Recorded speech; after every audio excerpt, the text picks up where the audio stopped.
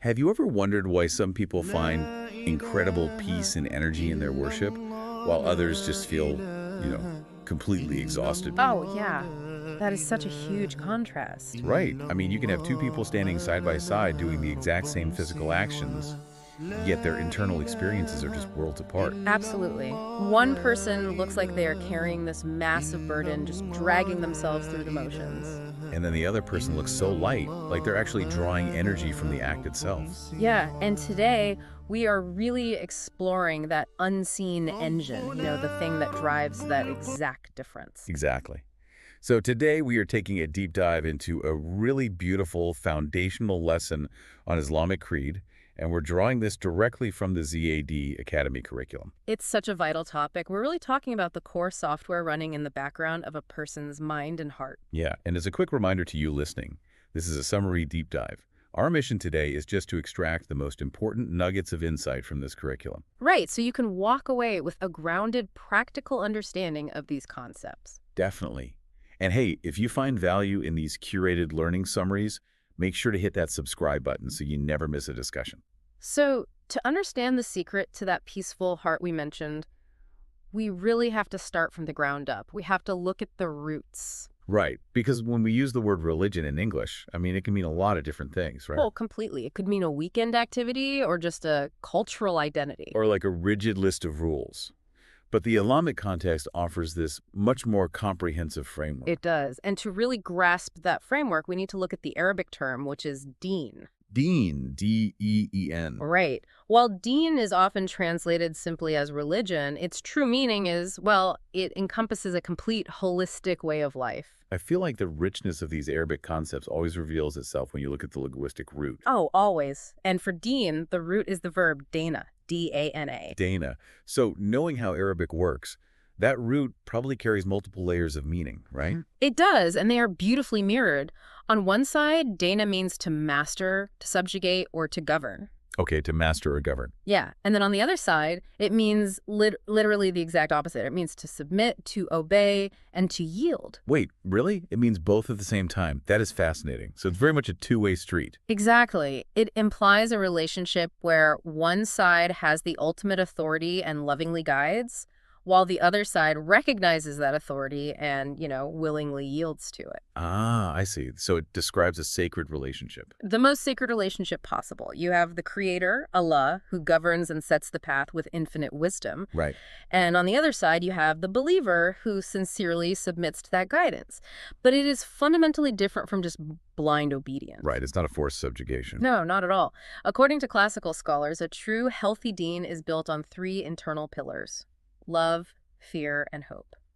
Wow. Love, fear, and hope.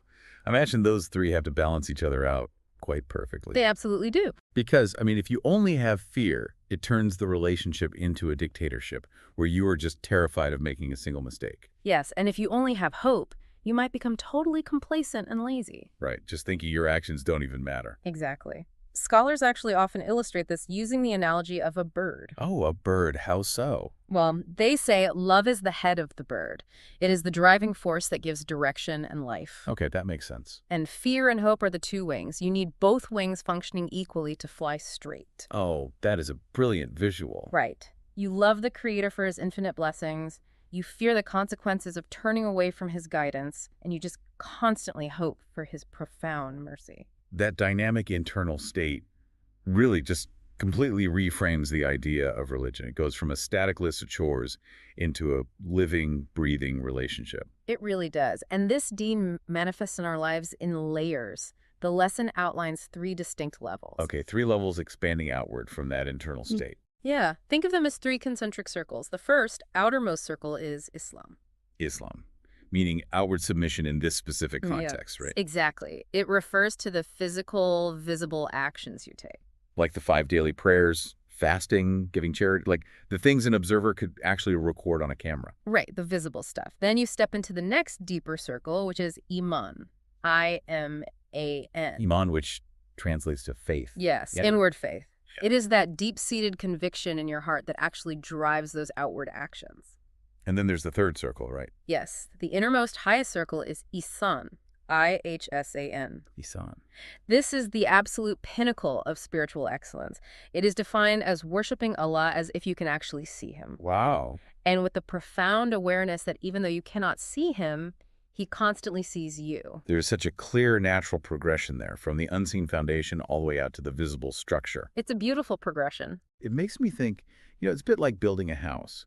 You have the hidden foundation, the visible walls, and then the beautiful finishing touches. That works, but classical scholars actually use a really brilliant organic analogy. They say the religion is like a magnificent tree. Oh, a tree. I like that even better. Right. When you look at a healthy tree, you see the trunk, the branches, the leaves, and the fruits. And in our analogy, that visible part above ground represents the outward Islam, or the Sharia, meaning the Islamic law, right? Exactly. The Sharia, the laws and actions we follow day to day, those are the branches. So the root system, the part hidden deep underground, that would be the Iman. Yes, the roots are the entire foundation. They represent the internal faith, specifically the 6 pillars of faith in Islam. Could you briefly list those 6 pillars for us? Sure. They are belief in Allah, the angels, the divine books, the messengers, the last day, and the divine decree. And divine decree means having complete trust in God's ultimate plan, right? Yes, encompassing both the good and the challenging parts of life. That really highlights why the unseen foundation is actually more important than what we can see. It's crucial. Because, when a severe storm hits like a sudden loss, a major health scare, a financial collapse, the branches of that tree are going to get whipped around by the wind. Oh, they'll take a beating for sure. And if the root system is shallow, or if you don't truly trust in the divine decree, the whole structure just collapses under the pressure. The fruits will wither almost immediately. You see, the visible actions simply cannot survive without the unseen foundation nourishing them. Yeah, you can fake the branches for a little while when the weather's nice, but a storm reveals the true health of the roots. Perfectly said. So we know the roots are the invisible foundation. But what is the specific term used to describe this entire foundational belief system? The specific term for this science is Aqeedah. Aqeeda. Aqeedah. It translates to Islamic creed, or firm belief. And much like the word deen, the linguistic root of Aqeedah gives us this powerful visual. Oh, I love the linguistic roots. Yeah. What is this one? It comes from the root word aqu, A-Q. Aq. And what does that mean? It means to tie a firm knot. To tie a knot. That is so vivid. Right. Imagine taking 2 ends of a thick rope and tying them so securely that they form a single, inseparable loop. I could picture that. In a spiritual context, Aqeedah means tying your heart and your intellect to a truth so tightly that absolutely no doubt can slip in and untie it. Wow. So it means tying your heart to a truth with zero hesitation. Exactly. It is a state of conviction completely free of doubt. So it's really about anchoring your worldview to an unmoving reality. That's exactly it. But let me play devil's advocate here for just a second, because you do sometimes hear a specific critique about this term. Oh, I think I know which one you mean. Yeah, people will argue. They'll say, well, I've read the Quran, and that exact grammatical noun form, Aqeedah, isn't explicitly written in the text. Right. So are we just inventing new religious terminology here? Did scholars just overcomplicate things? It is a common critique, but it really mixes up a grammatical label with a conceptual reality. How so? Well, is the specific noun form Aqeedah present in the Quran? No. But is the meaning, the command to tie your heart firmly to the truth without doubt, present? I'm guessing it is. It is on almost every single page.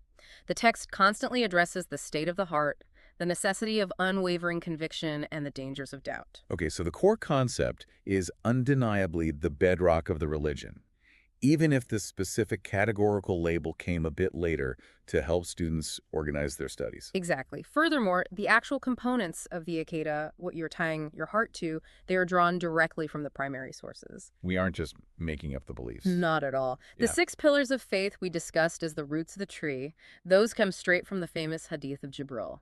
Oh, right, when the angel Gabriel came in human form. Yes, he explicitly asked the Prophet Muhammad, peace be upon him, to define Iman. And the Prophet responded by listing those exact 6 pillars. So the curriculum itself is divine, even if the folder we put it in has a title developed by classical scholars. That's a great way to put it. And historically, scholars used other terms for this folder too, didn't they? Like Tawheed. Yes. Tawheed, Tawheed, which focuses on the absolute oneness of Allah. Right. The terminology might vary slightly, but they are all pointing to the exact same foundational reality. They are all pointing to what the heart is anchored to. Which is actually a brilliant moment for you, the listener, to just pause and reflect for a second. Absolutely. Think about your own internal root system. Without strong roots, can a tree really survive a severe storm? When life gets crazy, what is your heart firmly tied to right now? It's the most important question you can ask yourself, because whatever your heart is tied to ultimately dictates how you live every single day. Yeah. So we've established that Aqeedah is this unshakable knot in the heart. But let's move from theory into reality and talk about practical applications. Let's do it. Why is this specific science considered by scholars to be the most honorable and critical area of study? Like, how does knowing this actually change your everyday life? Because it is the absolute prerequisite for any action to have weight on the divine scale. The foundation validates our actions. Validates our actions. Let's test that with a hypothetical scenario. Okay, shoot. Say you have someone who is objectively doing incredible philanthropic work. They're building hospitals, funding schools, giving to charity. Outwardly, very good things. Right. And they believe in the Creator, they believe in the angels, the Day of Judgment. But they look at one specific prophet mentioned in the Revelation, say, Prophet Shuaib, Okay. and they say, you know what? I reject that one guy. I don't believe in him. What is the spiritual consequence of that? The consequence is that rejecting one part of the creed actually nullifies the entire structure. Really? The whole thing? Yes. True faith requires accepting all of Allah's revelation. You cannot approach the roots of the tree and decide to selectively chop one off while expecting the tree to flourish. Because by rejecting a prophet, you are ultimately rejecting the one who sent the prophet. Exactly. Without the root, the fruit dies. The person is trying to water the tree through charity and good deeds, but they've severed the main taproot. Water has nowhere to go. Right. The profound good deeds, the hospitals, the charity, they are like beautiful, shiny fruits. But because the root is severed, spiritually speaking, they wither. This really illustrates why protecting your Aqeedah is paramount, which leads us to the most dangerous threat to that foundation, right? Yes, and that threat is shirk. S-H-I-R-K. Shirk, which is often translated as associating partners with Allah. Correct. It is the exact opposite of Tawheed. It is the ultimate untying of the knot. But let's bring that into a modern context for a minute. How does shirk actually sneak into someone's life today? I mean, we aren't really bowing to statues much anymore. True, shirk isn't always as obvious as a stone idol. Imagine someone who looks completely devout. They pray the 5 daily prayers. They fast the whole month of Ramadan. So outwardly, their branches look fantastic. Exactly. But then a massive crisis hits. They lose their life savings, or someone they love falls desperately ill. A real storm. Yes. And in that moment of intense panic and distress, instead of turning their heart entirely to Allah, they call out to someone or something else for ultimate help. Like they place their ultimate reliance somewhere else entirely. Right. They might seek out a psychic, or rely entirely on a good luck charm, or believe that their wealth and status are their ultimate saviors. Rather than seeing those things just as tools provided by the Creator. Exactly. The moment you divert ultimate trust or desperate calls for supernatural help away from the Creator and toward a creation, the root snaps. Wow. True Aqeedah ensures that all worship, all ultimate reliance is for Allah alone. If that breaks, the visible actions lose their divine value. Understanding this mechanism brings us right back to our opening hook.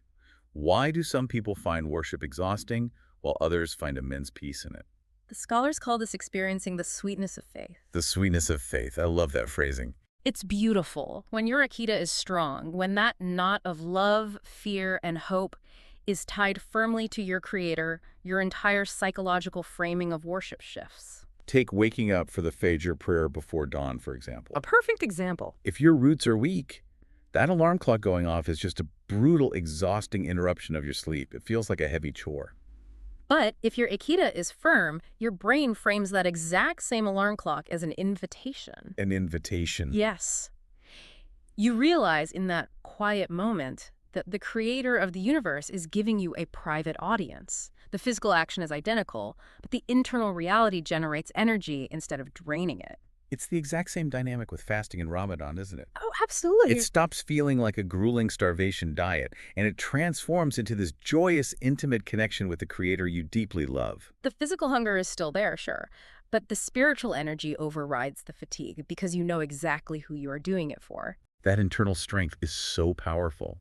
And the lesson also talks about how this correct creed keeps you on a balanced middle path, right? Yes, it acts as a vital guardrail against two very dangerous extremes.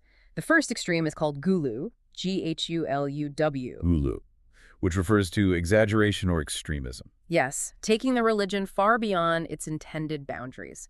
For example, a person suffering from gulu might think a Muslim who commits a sin is entirely outside the fold of Islam. Oh, wow, just completely writing them off. Right. Or they might think that to be truly pious, they have to abandon worldly life completely, refusing to marry, refusing good food, just isolating themselves. That's like toxic perfectionism weaponized under the guise of religion. Exactly. And what is the extreme on the other end of the spectrum? The opposite extreme is Jaffa, Jafa, with an apostrophe.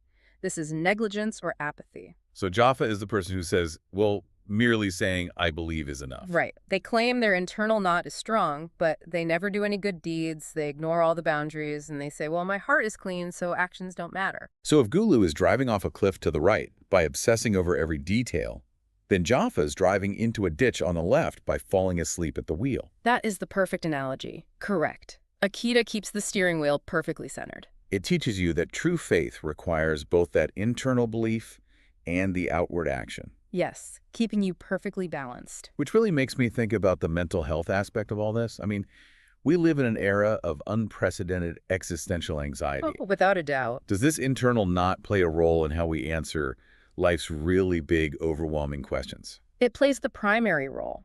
A strong Aqeedah provides a crystal clear, unshakable worldview.